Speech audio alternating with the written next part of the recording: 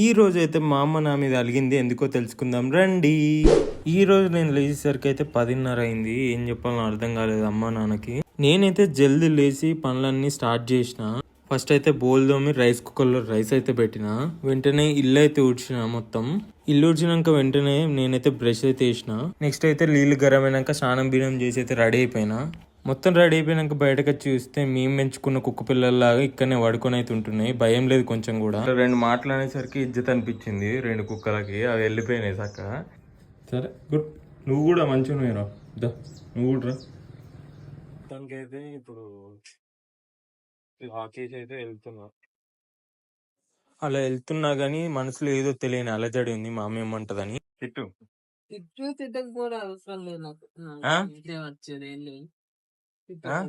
ఏం లేదు కానీ సగం పొద్దు సగం రాస్తే ఇంకేం చేస్తావు చెప్తున్నా. నెక్స్ట్ షార్ట్ వీడియోతో మళ్ళీ